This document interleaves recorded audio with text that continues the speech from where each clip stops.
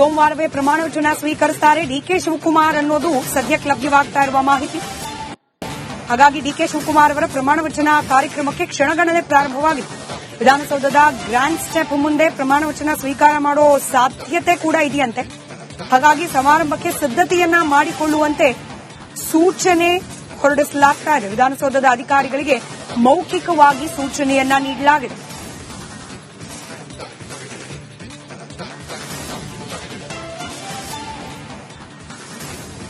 ಮತ್ತೊಂದು ಕಡೆ ದೆಹಲಿಯಲ್ಲಿ ಮಾಜಿ ಸಿಎಂ ಸಿದ್ದರಾಮಯ್ಯ ಸರಣಿ ಸಭೆಯನ್ನು ನಡೆಸಿದ್ದಾರೆ. ಸೋನಿಯಾ ಗಾಂಧಿ, ರಾಹುಲ್ ಗಾಂಧಿ, ಖರ್ಗೆ, ವೇಣುಗೋಪಾಲ್ರನ್ನ ಭೇಟಿಯಾಗಿದ್ರು ಸಿದ್ದರಾಮಯ್ಯನವರು. ವರಿಷ್ಠರ ಜೊತೆಯಲ್ಲಿ ಮಾತುಕತೆಯನ್ನ ನಡೆಸಿದ್ದಾರೆ. ವೇಣುಗೋಪಾಲ್ ಅವರ ಮನೆಯಲ್ಲಿ ಸಿದ್ದರಾಮಯ್ಯ ಹಾಗೆ ಡಿಕೆ ಶಿವಕುಮಾರ್ ಅವರು ಸಭೆಯನ್ನು ನಡೆಸುವವರಿದ್ದಾರೆ. ಇದೆಲ್ಲ ಮುಗಿಸಿಕೊಂಡು ಸಂಜೆ 5:30ಕ್ಕೆ ಬೆಂಗಳೂರಿಗೆ ವಾಪಸ್ ಆಗ್ತಾರೆ ಸಿದ್ದರಾಮಯ್ಯ ಅನ್ನೋ ಮಾಹಿತಿ ಇದೆ.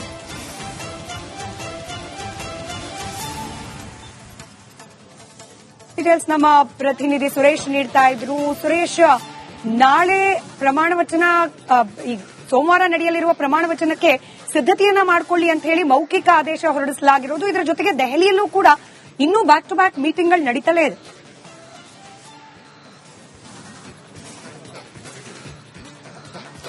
ನೋಡಿ, ಮೀಟಿಂಗ್ಗಳು ಇವತ್ತಿಗೆ ನಿಲ್ಲುವಂತದ್ದಲ್ಲ, ನಾಳೆಗೂ ನಿಲ್ಲುವಂತದ್ದಲ್ಲ. ಕಾರಣ ಇನ್ನೂ ಕೂಡ ಸಚಿವ ಸಂಪುಟ ಪುನರ್ರಚನೆ, ಸಚಿವ ಸಂಪುಟ ಹೊಸದಾಗಿ ಆಗ್ಬೇಕಾಗಿರ್ತಕ್ಕಂಥ, ಹೊಸದಾಗಿ ಕ್ಯಾಬಿನೆಟ್ ರಚನೆ ಆಗ್ಬೇಕಾಗಿರ್ತಕ್ಕಂಥದ್ದು. ಸೊ ಹೀಗಾಗಿ ಸದ್ಯ ಇದು ಇಷ್ಟಕ್ಕೆ ನಿಲ್ಲೋದಿಲ್ಲ. ಯಾಕೆಂತಂದ್ರೆ ಇನ್ನು ಒಂದು ಕಡೆಗೆ ಸಿದ್ದರಾಮಯ್ಯ ಮತ್ತು ಸಿದ್ದರಾಮಯ್ಯ ಆಪ್ತರನ್ನ ವಿಶ್ವಾಸಕ್ಕೆ ತೆಗೆದುಕೊಳ್ಬೇಕಾಗತ್ತೆ. ಯಾರೇ ಮುಂದಿನ ಮುಖ್ಯಮಂತ್ರಿ ಆದ್ರೂ ಕೂಡ, ಡಿಕೆ ಶಿ ಇರ್ಬೋದು ಅಥವಾ ಮತ್ತೊಬ್ಬರು ಇರ್ಬೋದು, ಯಾರೇ ಆದ್ರೂ ಕೂಡ ಸಿದ್ದರಾಮಯ್ಯ ಅವರನ್ನ ವಿಶ್ವಾಸಕ್ಕೆ ತೆಗೆದುಕೊಳ್ಬೇಕು. ಸಿದ್ದರಾಮಯ್ಯ ಅವರ ಬೆನ್ನಿಗೆ ಬಿದ್ದಂತಹ ಸಚಿವರು ಏನಿದ್ದಾರೆ, ಕೆ ಜೆ ಜಾರ್ಜ್ ಇರ್ಬೋದು, ಪರಮೇಶ್ವರ್ ಇರ್ಬೋದು, ಹಾಗೇನೆ ಎಸ್ ಸಿ ಮಹದೇವಪ್ಪ, ವೆಂಕಟೇಶ್ ಇವರೆಲ್ಲರೂ ಕೂಡ ಇದ್ದಾರೆ. ಇವರೆಲ್ಲರನ್ನು ಕೂಡ ಅವರನ್ನು ವಿಶ್ವಾಸಕ್ಕೆ ತೆಗೆದುಕೊಳ್ಬೇಕು. ಮತ್ತೆ ಅದರಲ್ಲಿ ಯಾರನ್ನ ಉಳಿಸ್ಕೋಬೇಕು ಮತ್ತೆ ಯಾರನ್ನ ಕೈ ಬಿಡಬೇಕು ಅಂತಕ್ಕಂಥದ್ದು ಕೂಡ ಬಹಳ ಮುಖ್ಯವಾದಂತಹ ವಿಚಾರ. ಸೊ ಹೀಗಾಗಿ ಸಭೆಗಳು ಸಹಜವಾಗಿ ನಡೆಯುತ್ತೆ. ತಮ್ಮ ಬೆಂಬಲಿಗರನ್ನ ಮತ್ತೆ ತನ್ನ ಆಪ್ತರನ್ನ ಉಳಿಸ್ಕೊಳ್ಬೇಕಾದಂತ ಅನಿವಾರ್ಯತೆ ಕೂಡ ಸಿದ್ದರಾಮಯ್ಯ ಅವರಿಗೆ ಇರ್ತಕ್ಕಂಥದ್ದು. ಅದು ಅವ್ರ ಜವಾಬ್ದಾರಿ ಕೂಡ. ಸೊ ಯಾಕಂದ್ರೆ ಇಲ್ಲಿವರೆಗೂ ಕೂಡ ಅವರಿಗೆ ಸತತವಾಗಿ ಅವರಿಗೆ ಎಲ್ಲಾ ರೀತಿಯಲ್ಲೂ ಕೂಡ ಸಹಕಾರವನ್ನು ಕೊಟ್ಕೊಂಡ್ ಬಂದಿರತಕ್ಕಂಥ, ಆಡಳಿತದಲ್ಲಿ ಇರ್ಬೋದು, ರಾಜಕೀಯವಾಗಿ ಇರ್ಬೋದು, ಎಲ್ಲಾ ರೀತಿಯಲ್ಲೂ ಕೂಡ ಸಹಕಾರವನ್ನು ಕೊಟ್ಕೊಂಡ್ ಬಂದಿದ್ದಾರೆ. ಸೊ ಈಗ ಅವರನ್ನು ಕೂಡ ಉಳಿಸ್ಕೊಳ್ಬೇಕಾದಂತದ್ದು ಸಿದ್ದರಾಮಯ್ಯ ಅವರ ಜವಾಬ್ದಾರಿ. ಅದರ ಭಾಗವಾಗಿ ಸಭೆಗಳನ್ನ ಮಾಡುವಂತದ್ದು, ಅಂದ್ರೆ ವರಿಷ್ಠರ ಮುಂದೆ, ಖರ್ಗೆ ಅವರ ಮುಂದೆ ಇರಬಹುದು ಅಥವಾ ರಾಹುಲ್ ಗಾಂಧಿ ಅವರ ಮುಂದೆ ಇರಬಹುದು, ಅವ್ರ ಮುಂದೆ ಹೇಳುವಂತದ್ದು. ಯಾಕೆಂದ್ರೆ ತನ್ನ ಪುತ್ರ ಯತೀಂದ್ರ ಸಿದ್ದರಾಮಯ್ಯ ಅವರು ಕೂಡ ಇದ್ದಾರೆ. ಅವರ ಮುಂದಿನ ರಾಜಕೀಯ ಭವಿಷ್ಯದ ಬಗ್ಗೆನೂ ಕೂಡ ಸಿದ್ದರಾಮಯ್ಯ ಅವರಿಗೆ ಪ್ರಶ್ನೆ ಇರ್ತಕ್ಕಂಥದ್ದು. ಅವರನ್ನ ಈ ಸರ್ಕಾರದಲ್ಲೇ, ಈ ಅವಧಿಯಲ್ಲೇನೆ ಅವ್ರು ಏನ್ ಮಾಡಬೇಕು, ಅವ್ರಿಗೆ ಏನಾದ್ರು ಡಿಸಿಎಂ ಕೊಡುವಂತದ್ದು ಅಥವಾ ಪಕ್ಷದಲ್ಲಿ ಏನಾದ್ರು ಮಂತ್ರಿ ಸ್ಥಾನವನ್ನ ಕೊಡುವಂತದ್ದು, ಯಾವ ಸ್ಥಾನವನ್ನ ಅವರಿಗೆ ಕೊಡಬೇಕು ಅನ್ನೋದು, ಇವೆಲ್ಲವೂ ಕೂಡ ಸಹಜವಾಗಿ ಸಭೆಗಳನ್ನ, ಮೀಟಿಂಗ್ ಗಳನ್ನ ಹೈಕಮಾಂಡ್ ಹಿರಿಯ ನಾಯಕರ ಜೊತೆ ಮಾಡಬೇಕಾಗುತ್ತೆ. ಸೊ ಅದು ಅದರ ಭಾಗವಾಗಿ ನಡೀತಾ ಇರ್ತಕ್ಕಂಥದ್ದು. ಇದನ್ನು ಹೊರತುಪಡಿಸಿ ನೋಡಿ, ಇನ್ನು ಕೆಪಿಸಿಸಿ ಅಧ್ಯಕ್ಷ ಸ್ಥಾನ ಇದೆಯಲ್ಲ, ಅದು ಕೂಡ ಬಹಳ ಮುಖ್ಯವಾದಂತ. ಅದು ನೋಡಿ, ರಾಜ್ಯದಲ್ಲಿ ಒಂದು ಮುಖ್ಯಮಂತ್ರಿ ಒಂದು ಪವರ್ ಸೆಂಟರ್ ಅಂದ್ರೆ, ಮತ್ತೊಂದು ಪವರ್ ಸೆಂಟರ್ ಅಂತಂದ್ರೆ ಕೆಪಿಸಿಸಿ ಅಧ್ಯಕ್ಷರು. ಬಹಳ ಪ್ರಭಾವಿಯಾದಂತಹ ಹುದ್ದೆ ಇರತಕ್ಕಂಥದ್ದು ಕೆಪಿಸಿಸಿ ಅಧ್ಯಕ್ಷರು. ಸೊ ಹೀಗಾಗಿ ಕೆಪಿಸಿಸಿ ಅಧ್ಯಕ್ಷ ಸ್ಥಾನ ಕೂಡ ಬದಲಾವಣೆ ಆಗ್ಬೇಕಾಗತ್ತೆ. ಯಾಕೆಂದ್ರೆ ಮುಖ್ಯಮಂತ್ರಿಯ ಸ್ಥಾನ ಬದಲಾವಣೆ ಆಯಿತು. ಅದಾದ ನಂತರ ಈಗ ಡಿಸಿಎಂ ಆಗಿದ್ದಂತರು ಅಂದ್ರೆ ಡಿ ಕೆ ಶಿವಕುಮಾರ್ ಮುಖ್ಯಮಂತ್ರಿ ಸ್ಥಾನಕ್ಕೆ ಆಯ್ಕೆ ಆಗಿದ್ದಾದ್ರೆ ಅವರಿಗೆ ಹೆಚ್ಚುವರಿಯಾಗಿರ್ತಕ್ಕಂಥ ಕೆಪಿಸಿಸಿ ಅಧ್ಯಕ್ಷ ಸ್ಥಾನವನ್ನು ಬಿಟ್ಕೊಡ್ಬೇಕಾಗತ್ತೆ. ಅದು ಯಾರಿಗೆ ಅಂತಕ್ಕಂಥ ಪ್ರಶ್ನೆ ಸಹಜವಾಗಿ. ಈಗಾಗಲೇ ರಿಪಬ್ಲಿಕನ್ ಡೇಕ್ಕೆ ಇರುವಂತಹ ಒಂದು ಮಾಹಿತಿ ಪ್ರಕಾರ ಸತೀಶ್ ಜಾರಕಿಹೊಳಿ ಅವರ ಬಹುತೇಕ ಅವರ ಹೆಸರು ಫೈನಲ್ ಆಗಿದೆ ಅಂತಕ್ಕಂಥದ್ದು. ಆದ್ರೆ ಇದೆಲ್ಲವನ್ನು ಕೂಡ ಫೈನಲ್ ಆಗ್ಬೇಕು ಅಂತ ಹೈಕಮಾಂಡ್ ನಾಯಕರನ್ನು ಎಲ್ಲರೂ ಕೂಡ ಅಲ್ಲಿ ಒಮ್ಮತದಿಂದ ಅವ್ರನ್ನು ಕೂಡ ಒಪ್ಪಿಸ್ಕೊಳ್ಬೇಕಾಗಂತದ್ದು. ಸೊ ಇದೆಲ್ಲ ಇರೋದ್ರಿಂದ ಸಾಕಷ್ಟು ಇನ್ನೂ ಕೂಡ ಚರ್ಚೆಗಳು. ಇದರ ಜೊತೆಗೆ ಇವತ್ತು ಸಂಜೆ 5:30ಕ್ಕೆ ಏನು ಸಿದ್ದರಾಮಯ್ಯ ಅವರು ಕೂಡ ದೆಹಲಿಯಿಂದ ಬರ್ತಾ ಇದ್ದಾರೆ, ಬೆಂಗಳೂರಿಗೆ ವಾಪಸ್ ಆಗ್ತಾ ಇದ್ದಾರೆ. ಸೊ ಅವರು ಬಂದ ನಂತರ ಮತ್ತಷ್ಟು ರಾಜಕೀಯವಾಗಿ ಮತ್ತೆ ಅಂದ್ರೆ ಸಚಿವಾಕಾಂಕ್ಷಿಗಳು ಯಾರಿದ್ರು ಅವರು ಮತ್ತೆ ಹಾಲಿ ಇರುವಂತಹ ಸಚಿವರು ತಮ್ಮ ಸಚಿವ ಸ್ಥಾನ ಉಳಿಸಿಕೊಳ್ಳೋ ನಿಟ್ಟಿನಲ್ಲಿ ಮತ್ತೆ ಸಿದ್ದರಾಮಯ್ಯ ಅವರನ್ನ ಭೇಟಿ ಆಗುವಂತ, ಮತ್ತೆ ಸಿದ್ದರಾಮಯ್ಯ ಅವರ ನಿವಾಸ ಇವತ್ತು ಸಂಜೆ 5:30ರ ನಂತರ ಮತ್ತೆ ಹೈ ವೋಲ್ಟೇಜ್ ಗೆ ಸಾಕ್ಷಿ ಆಗ್ಬಹುದು. ಸ್ಮಿತಾ, ಧನ್ಯವಾದ ಸುರೇಶ್ ಮಾಹಿತಿಗಾಗಿ. ಸೋಮವಾರವೇ ಪ್ರಮಾಣ ವಚನ ಸ್ವೀಕರಿಸುತ್ತಾರೆ ಡಿಕೆ ಶಿವಕುಮಾರ್ ಅನ್ನೋದು ಸದ್ಯಕ್ಕೆ ಲಭ್ಯವಾಗ್ತಾ ಇರುವ ಮಾಹಿತಿ. ಹಾಗಾಗಿ ಡಿಕೆ ಶಿವಕುಮಾರ್ ಅವರ ಪ್ರಮಾಣ ವಚನ ಕಾರ್ಯಕ್ರಮಕ್ಕೆ ಕ್ಷಣಗಣನೆ ಪ್ರಾರಂಭವಾಗಿದೆ. ವಿಧಾನಸೌಧದ ಗ್ರ್ಯಾಂಡ್ ಸ್ಟೆಪ್ ಮುಂದೆ ಪ್ರಮಾಣ ವಚನ ಸ್ವೀಕಾರ ಮಾಡೋ ಸಾಧ್ಯತೆ ಕೂಡ ಇದೆಯಂತೆ. ಹಾಗಾಗಿ ಸಮಾರಂಭಕ್ಕೆ ಸಿದ್ದತೆಯನ್ನ ಮಾಡಿಕೊಳ್ಳುವಂತೆ ಸೂಚನೆ ಹೊರಡಿಸಲಾಗ್ತಾ ಇದೆ. ವಿಧಾನಸೌಧದ ಅಧಿಕಾರಿಗಳಿಗೆ ಮೌಖಿಕವಾಗಿ ಸೂಚನೆಯನ್ನ ನೀಡಲಾಗಿದೆ.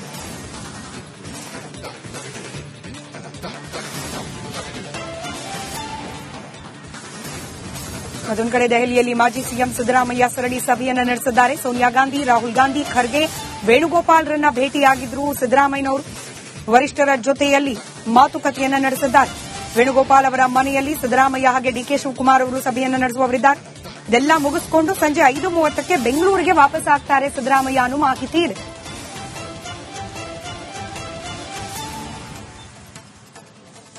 ಡೀಟೇಲ್ಸ್ ನಮ್ಮ ಪ್ರತಿನಿಧಿ ಸುರೇಶ್ ನೀಡ್ತಾ ಇದ್ರು. ಸುರೇಶ್, ನಾಳೆ ಪ್ರಮಾಣ ವಚನ, ಈ ಸೋಮವಾರ ನಡೆಯಲಿರುವ ಪ್ರಮಾಣ ವಚನಕ್ಕೆ ಸಿದ್ಧತೆಯನ್ನ ಮಾಡಿಕೊಳ್ಳಿ ಅಂತ ಹೇಳಿ ಮೌಖಿಕ ಆದೇಶ ಹೊರಡಿಸಲಾಗಿರೋದು. ಇದರ ಜೊತೆಗೆ ದೆಹಲಿಯಲ್ಲೂ ಕೂಡ ಇನ್ನೂ ಬ್ಯಾಕ್ ಟು ಬ್ಯಾಕ್ ಮೀಟಿಂಗ್ಗಳು ನಡೀತಲೇ ಇದೆ.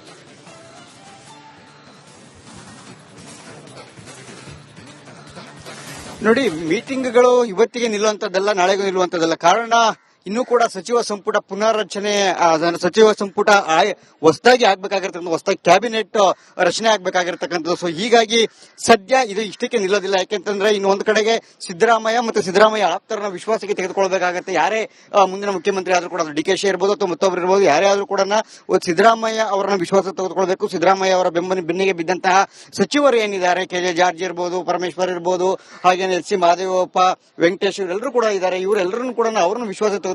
ಮತ್ತೆ ಅದರಲ್ಲಿ ಯಾರನ್ನ ಉಳಿಸ್ಕೋಬೇಕು ಮತ್ತೆ ಯಾರನ್ನ ಕೈ ಬಿಡಬೇಕು ಅಂತಕ್ಕಂಥದ್ದು ಕೂಡ ಬಹಳ ಮುಖ್ಯವಾದಂತಹ ವಿಚಾರ. ಸೊ ಹೀಗಾಗಿ ಸಭೆಗಳು ಸಹಜವಾಗಿ ನಡೆಯುತ್ತೆ. ತಮ್ಮ ಬೆಂಬಲಿಗರನ್ನ ಮತ್ತೆ ತನ್ನ ಆಪ್ತರನ್ನ ಉಳಿಸ್ಕೊಳ್ಬೇಕಾದಂತ ಅನಿವಾರ್ಯತೆ ಕೂಡ ಸಿದ್ದರಾಮಯ್ಯ ಅವರಿಗೆ ಇರ್ತಕ್ಕಂಥದ್ದು. ಅದು ಅವ್ರ ಜವಾಬ್ದಾರಿ ಕೂಡ. ಸೊ ಯಾಕಂದ್ರೆ ಇಲ್ಲಿವರೆಗೂ ಕೂಡ ಅವರಿಗೆ ಸತತವಾಗಿ ಅವರಿಗೆ ಎಲ್ಲಾ ರೀತಿಯಲ್ಲೂ ಕೂಡ ಸಹಕಾರವನ್ನು ಕೊಟ್ಕೊಂಡ್ ಬಂದಿರತಕ್ಕಂಥ, ಆಡಳಿತದಲ್ಲಿ ಇರಬಹುದು, ರಾಜಕೀಯವಾಗಿ ಇರಬಹುದು, ಎಲ್ಲಾ ರೀತಿಯಲ್ಲೂ ಕೂಡ ಸಹಕಾರವನ್ನು ಕೊಟ್ಕೊಂಡ್ ಬಂದಿದ್ದಾರೆ. ಸೊ ಈಗ ಅವರನ್ನು ಕೂಡ ಉಳಿಸ್ಕೊಳ್ಬೇಕಾದಂತದ್ದು ಸಿದ್ದರಾಮಯ್ಯ ಅವರ ಜವಾಬ್ದಾರಿ. ಅದರ ಭಾಗವಾಗಿ ಸಭೆಗಳನ್ನ ಮಾಡುವಂತದ್ದು, ಅಂದ್ರೆ ವರಿಷ್ಠರ ಮುಂದೆ ಖರ್ಗೆ ಅವರ ಮುಂದೆ ಇರಬಹುದು ಅಥವಾ ರಾಹುಲ್ ಗಾಂಧಿ ಅವರ ಮುಂದೆ ಇರಬಹುದು, ಅವ್ರ ಮುಂದೆ ಹೇಳುವಂತದ್ದು. ಯಾಕೆಂದ್ರೆ ತನ್ನ ಪುತ್ರ ಯತೀಂದ್ರ ಸಿದ್ದರಾಮಯ್ಯ ಅವರು ಕೂಡ ಇದ್ದಾರೆ. ಅವರ ಮುಂದಿನ ರಾಜಕೀಯ ಭವಿಷ್ಯದ ಬಗ್ಗೆನೂ ಕೂಡ ಸಿದ್ದರಾಮಯ್ಯ ಅವರಿಗೆ ಪ್ರಶ್ನೆ ಇರ್ತಕ್ಕಂಥದ್ದು. ಅವರನ್ನ ಈ ಸರ್ಕಾರದಲ್ಲೇ, ಈ ಅವಧಿಯಲ್ಲೇನೆ ಅವ್ರು ಏನ್ ಮಾಡಬೇಕು, ಅವ್ರಿಗೆ ಏನಾದ್ರು ಡಿಸಿಎಂ ಕೊಡುವಂತದ್ದು ಅಥವಾ ಪಕ್ಷದಲ್ಲಿ ಏನಾದ್ರು ಮಂತ್ರಿ ಸ್ಥಾನವನ್ನ ಕೊಡುವಂತದ್ದು, ಯಾವ ಸ್ಥಾನವನ್ನ ಅವರಿಗೆ ಕೊಡಬೇಕು ಅನ್ನೋದು, ಇವೆಲ್ಲವೂ ಕೂಡ ಸಹಜವಾಗಿ ಸಭೆಗಳನ್ನ, ಮೀಟಿಂಗ್ ಗಳನ್ನ ಹೈಕಮಾಂಡ್ ಹಿರಿಯ ನಾಯಕರ ಜೊತೆ ಮಾಡಬೇಕಾಗುತ್ತೆ. ಸೊ ಅದು ಅದರ ಭಾಗವಾಗಿ ನಡೀತಾ ಇರ್ತಕ್ಕಂಥದ್ದು. ಇದನ್ನು ಹೊರತುಪಡಿಸಿ ನೋಡಿ, ಇನ್ನು ಕೆಪಿಸಿಸಿ ಅಧ್ಯಕ್ಷ ಸ್ಥಾನ ಇದೆಯಲ್ಲ, ಅದು ಕೂಡ ಬಹಳ ಮುಖ್ಯವಾದಂತ. ಅದು ನೋಡಿ, ರಾಜ್ಯದಲ್ಲಿ ಒಂದು ಮುಖ್ಯಮಂತ್ರಿ ಒಂದು ಪವರ್ ಸೆಂಟರ್ ಅಂದ್ರೆ, ಮತ್ತೊಂದು ಪವರ್ ಸೆಂಟರ್ ಅಂತಂದ್ರೆ ಕೆಪಿಸಿಸಿ ಅಧ್ಯಕ್ಷರು. ಬಹಳ ಪ್ರಭಾವಿಯಾದಂತಹ ಹುದ್ದೆ ಇರತಕ್ಕಂಥದ್ದು ಕೆಪಿಸಿಸಿ ಅಧ್ಯಕ್ಷರು. ಸೊ ಹೀಗಾಗಿ ಕೆಪಿಸಿಸಿ ಅಧ್ಯಕ್ಷ ಸ್ಥಾನ ಕೂಡ ಬದಲಾವಣೆ ಆಗ್ಬೇಕಾಗತ್ತೆ. ಯಾಕೆಂದ್ರೆ ಮುಖ್ಯಮಂತ್ರಿಯ ಸ್ಥಾನ ಬದಲಾವಣೆ ಆಯಿತು. ಅದಾದ ನಂತರ ಈಗ ಡಿಸಿಎಂ ಆಗಿದ್ದಂತರು ಅಂದ್ರೆ ಡಿ.ಕೆ. ಶಿವಕುಮಾರ್ ಮುಖ್ಯಮಂತ್ರಿ ಸ್ಥಾನಕ್ಕೆ ಆಯ್ಕೆ ಆಗಿದ್ದಾದ್ರೆ ಅವರಿಗೆ ಹೆಚ್ಚುವರಿಯಾಗಿರ್ತಕ್ಕಂಥ ಕೆಪಿಸಿಸಿ ಅಧ್ಯಕ್ಷ ಸ್ಥಾನವನ್ನು ಬಿಟ್ಕೊಡ್ಬೇಕಾಗತ್ತೆ. ಅದು ಯಾರಿಗೆ ಅಂತಕ್ಕಂಥ ಪ್ರಶ್ನೆ ಸಹಜವಾಗಿ. ಈಗಾಗಲೇ ರಿಪಬ್ಲಿಕನ್ ಗೆ ಇರುವಂತಹ ಒಂದು ಮಾಹಿತಿ ಪ್ರಕಾರ ಸತೀಶ್ ಜಾರಕಿಹೊಳಿ ಅವರ ಬಹುತೇಕ ಅವರ ಹೆಸರು ಫೈನಲ್ ಆಗಿದೆ ಅಂತಕ್ಕಂಥದ್ದು. ಆದ್ರೆ ಇದೆಲ್ಲವನ್ನು ಕೂಡ ಫೈನಲ್ ಆಗಬೇಕು ಅಂತ ಹೈಕಮಾಂಡ್ ನಾಯಕರನ್ನು ಎಲ್ಲರೂ ಕೂಡ ಅಲ್ಲಿ ಒಮ್ಮತದಿಂದ ಅವ್ರನ್ನು ಕೂಡ ಒಪ್ಪಿಸ್ಕೊಳ್ಬೇಕಾಗತ್ತದ್ದು. ಸೊ ಇದೆಲ್ಲ ಇರೋದ್ರಿಂದ ಸಾಕಷ್ಟು ಇನ್ನೂ ಕೂಡ ಚರ್ಚೆಗಳು. ಇದರ ಜೊತೆಗೆ ಇವತ್ತು ಸಂಜೆ 5:30ಕ್ಕೆ ಏನು ಸಿದ್ದರಾಮಯ್ಯ ಅವರು ಕೂಡ ದೆಹಲಿಯಿಂದ ಬರ್ತಾ ಇದ್ದಾರೆ, ಬೆಂಗಳೂರಿಗೆ ವಾಪಸ್ ಆಗ್ತಾ ಇದ್ದಾರೆ. ಸೊ ಅವರು ಬಂದ ನಂತರ ಮತ್ತಷ್ಟು ರಾಜಕೀಯವಾಗಿ ಮತ್ತೆ ಅಂದ್ರೆ ಸಚಿವಾಕಾಂಕ್ಷಿಗಳು ಯಾರಿದ್ರು ಅವರು ಮತ್ತೆ ಹಾಲಿ ಇರುವಂತಹ ಸಚಿವರು ತಮ್ಮ ಸಚಿವ ಸ್ಥಾನ ಉಳಿಸಿಕೊಳ್ಳೋ ನಿಟ್ಟಿನಲ್ಲಿ ಮತ್ತೆ ಸಿದ್ದರಾಮಯ್ಯ ಅವರನ್ನ ಭೇಟಿ ಆಗುವಂಥದ್ದು. ಮತ್ತೆ ಸಿದ್ದರಾಮಯ್ಯ ಅವರ ನಿವಾಸ ಇವತ್ತು ಸಂಜೆ 5:30 ನಂತರ ಮತ್ತೆ ಹೈ ವೋಲ್ಟೇಜ್ ಗೆ ಸಾಕ್ಷಿ ಆಗ್ಬೋದು. ಸ್ಮಿತಾ, ಧನ್ಯವಾದ ಸುರೇಶ್ ಮಾಹಿತಿಗಾಗಿ.